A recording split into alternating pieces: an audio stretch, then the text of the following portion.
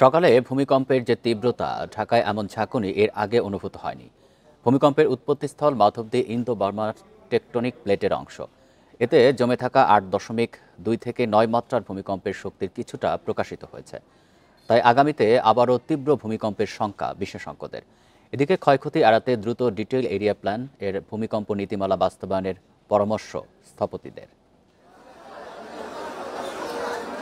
শুক্রবার সকাল 10:38 হঠাৎ তীব্র ঝাঁকুনিতে দুলে ওঠে চারপাশ। রিক্টার স্কেলে 5.7 মাত্রার ভূমিকম্পের উৎপত্তিস্থল নরসিংদীর মাধবদী। ভূমিকম্পের কারণে বংশালে একটি ভবনের রেলিং ধসে হতাহতের ঘটনা ঘটে। কাত হয়ে পড়ে রাজধানীর বিভিন্ন জায়গায় ভবন, ফাটল দেখা দেয় বেশ কিছু স্থাপনায়।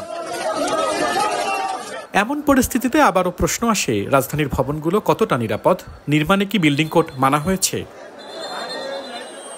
স্থপতিরা বলছেন, রাজধানীর 94% ভবন ডিটেইল এরিয়া প্ল্যান বা ড্যাপের ভূমিকম্প নীতিমালা অনুসরণ করেনি। নীতিমালা অনুসারে দ্রুত ভবনগুলো চিহ্নিত করে সংশোধনমূলক ব্যবস্থা নেওয়ার তাগিদ তাদের। একই মাত্রার ভূমিকম্পের কেন্দ্রস্থল রাজধানীতে হলে 45% ভবনই ধসে যাওয়ার শঙ্কা তাদের।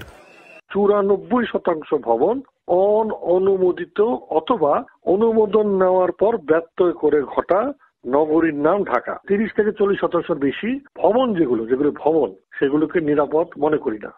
ভূমিকম্প গবেষকরা বলছেন, ভূমিকম্পের উৎপত্তিস্থল ইন্দো বার্মা টেকটনিক প্লেটের অংশভুক্ত। ভূমিকম্পে রাজধানীতে যে ঝাঁকুনি হয়েছে তা গত কয়েক দশকে সর্বোচ্চ। স্মরণকালে সবচাইতে তীব্র ভূমিকম্প। আমরা কখনো আমাদের লাইফ টাইমে এত বড় বাংলাদেশের অভ্যন্তরে ভূমিকম্প দেখি নেই। এ বিষয়ে রাজুক বরাবরের মতো বলছে, রাজধানীতে ভূমিকম্প ক্ষতিগ্রস্ত ভবন চিহ্নিত করে সরকারি সব সংস্থা মিলে সিদ্ধান্ত নেওয়া হবে। ঝুঁকি নিরসনে কোনো সুনির্দিষ্ট পদক্ষেপ জানা যায়নি। কাজ করা হচ্ছে, সেমিনার করে মানুষকে করা হচ্ছে। আর ডিজাইন গুলো এখন আমরা তো নিচ্ছি যাতে ভূমিকম্প সহনীয় ডিজাইন করা হয়। এককভাবে সিদ্ধান্ত দেওয়া যাবে না। এগুলো ধরেন আমরা সবাই মিলে নিশ্চয়ই একটা মন্ত্রণালয় হাই পাওয়ার কমিটি করে দিবে বা তদন্ত কমিটি করে দিবে। রাজুক বলছে, টাঙ্গাইলের মধুপুর ফলতে 6.9 মাত্রার ভূমিকম্প হলে ঢাকায় 8.5 লাখ থেকে 14 লাখ ভবন ভেঙে পড়ার শঙ্কা রয়েছে, যা মোট ভবনের 40 থেকে 65%। আল আমিন হোসেন, ইন্ডিপেন্ডেন্ট নিউজ, ঢাকা।